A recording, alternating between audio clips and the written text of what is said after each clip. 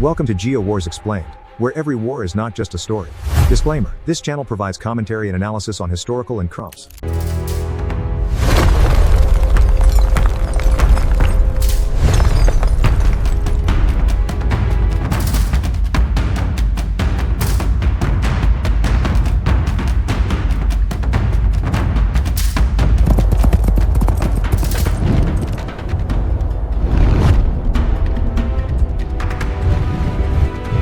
Just imagine an undefeated military machine that conquered the known world in slightly over a decade. This unprecedented force marched across 3 continents to secure the vast wealth of the Persian Empire without suffering a single strategic defeat. But when its supreme commander died suddenly in 323 BC, the unified map shattered almost immediately. His most trusted generals instantly turned their invincible armies against one another in a brutal contest for supremacy. How does the most disciplined and successful brotherhood in military history simply tear its own masterpiece apart? Popular history often attributes this catastrophic civil war to the unchecked ambition and greed of Alexander's marshals. This personalized narrative fundamentally ignores the profound mechanical realities of ancient statecraft and imperial administration. The sudden dissolution of the Macedonian Empire was not a failure of individual loyalty or a tragic betrayal. It was the mechanical result of a massive administrative apparatus completely outgrowing its structural foundations. Viewing the generals as villains obscures the fact that they inherited a structurally impossible geopolitical situation. To understand this fragmentation, one must completely reframe the nature of the empire itself. The unified territory was fundamentally an active expeditionary force rather than an integrated geopolitical entity. Alexander did not spend his brief reign building a standardized bureaucracy capable of managing a continent from a single capital. He simply overlaid a fragile Macedonian military command onto the existing, highly decentralized Persian provincial system. This meant the empire relied entirely on the continuous physical momentum and personal magnetism of a single central figure to prevent collapse. Without that singular center of gravity, the underlying regional systems naturally began to pull apart based on local imperatives. The initial succession crisis immediately exposed the fatal lack of constitutional infrastructure within the Macedonian state. Kingship was not a strictly hereditary institution bound by rigid laws, but rather a martial contract requiring a strong warrior to lead. Alexander died, leaving only an intellectually disabled half-brother and an unborn child as potential dynastic heirs. These vulnerable figureheads were structurally incapable of commanding the allegiance of hardened military veterans. The absence of a viable central authority forced regional commanders to assume administrative burdens they were never intended to carry. They suddenly had to manage taxation, infrastructure, and border defense without any reliable guidance from the imperial capital in Babylon. This transition from military officers to civil administrators fundamentally altered their relationship with the territories they occupied. They were no longer simply passing through as conquerors, but actively extracting resources to maintain local stability. The generals essentially became the new systemic hubs for localized state-building efforts. This localized state-building was massively compounded by the sheer physical geography of the conquered territories. The empire stretched across impossible distances from the rocky coasts of the Adriatic to the dense river valleys of the Indus. Ancient communication networks were painfully slow, relying entirely on human messengers traveling across hostile and mountainous terrain. A central regent sitting in Mesopotamia simply could not react to administrative or military crises occurring simultaneously in Egypt and Greece. Geography functionally isolated the provincial governors, forcing them to operate as independent sovereigns just to maintain order. While geography physically isolated the commanders, the harsh economic realities of ancient warfare forced their tactical hands.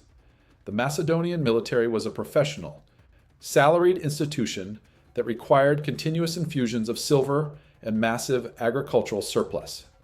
Following the death of the king, the central imperial treasury could no longer reliably distribute funds across the fragmented communication lines. Provincial governors realized they had to physically secure local treasuries and grain supplies to prevent their localized armies from violently mutinying.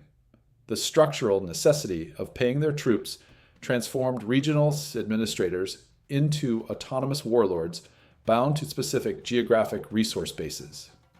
This economic reliance on local resources meant that any disruption to the provincial supply chain threatened the survival of the army. Commanders began to heavily fortify their regional borders to protect the agricultural yields and silver mines that funded their soldiers. They aggressively seized strategic choke points and coastal ports to guarantee their own logistical independence from the failing imperial center. This infrastructural hardening permanently shifted the strategic focus from imperial expansion to regional preservation. The empire was quietly being partitioned by the silent mechanical requirements of military payrolls before the major wars even began. This economic and geographic isolation created a classic security dilemma that triggered an inescapable escalation trap. A general like Ptolemy in Egypt had to secure his borders and build a local power base simply to survive. However, this rational defensive consolidation was immediately perceived by the Central Regency as an act of aggressive secession.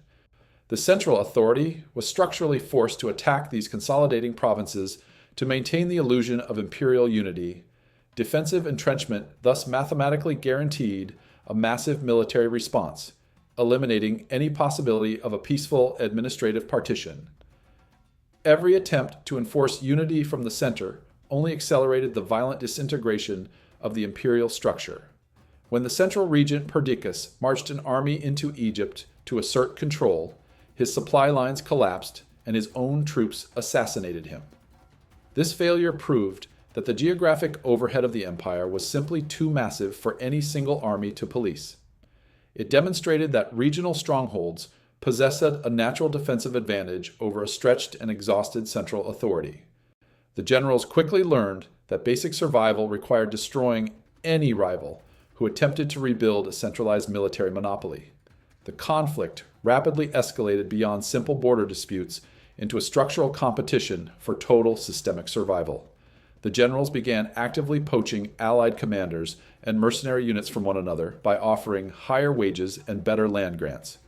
This competitive recruitment drove up the cost of warfare, forcing the warlords to extract even more wealth from their designated territories. The relentless demand for resources turned the formerly united army into highly predatory, competing corporate entities. The escalation trap ensured that any pause in the fighting would only allow a rival to accumulate an insurmountable economic advantage.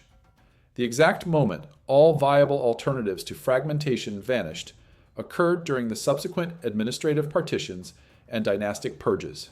The remaining generals systematically assassinated every surviving member of Alexander's royal bloodline to remove any theoretical center of unity. By eliminating the heirs, they destroyed the only legal mechanism that could have subordinated their regional commands to a higher authority. The martial contract of Macedonian kingship was permanently severed, leaving raw military power as the only source of political legitimacy. The empire was no longer a single entity experiencing a civil war, but a collection of distinct nations fighting for borders. Simultaneously, these commanders began minting their own regional coinage and formally adopting the title of king within their respective territories.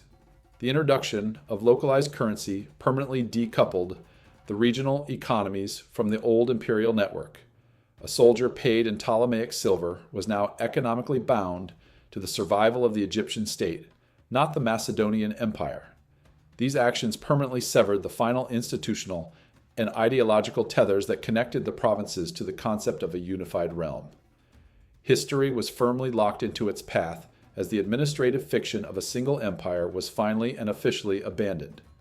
Once the regional economies were fully decoupled, the military balance of power achieved a permanent and highly destructive equilibrium. No single general possessed the demographic or economic resources necessary to conquer and occupy all the other regional kingdoms simultaneously. The logistical requirements of invading a rival territory often left the aggressor's home province fatally vulnerable to a third competitor. The system had evolved into a self-regulating network where ambition was constantly checked, by the rigid constraints of ancient logistics. The structural physics of the era dictated that the warlords would automatically form opposing coalitions against anyone nearing absolute supremacy.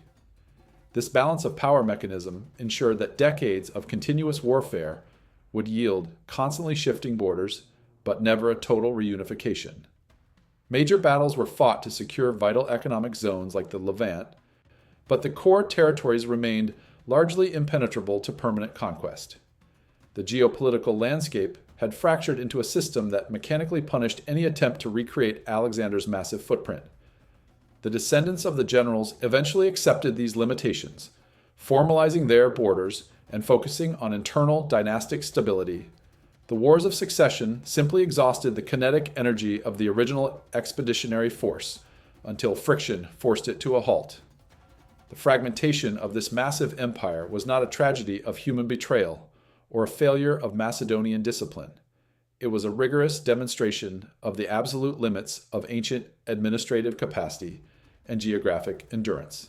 A single military expedition can temporarily conquer a continent, but it cannot suspend the underlying laws of logistics, its economics, and communication.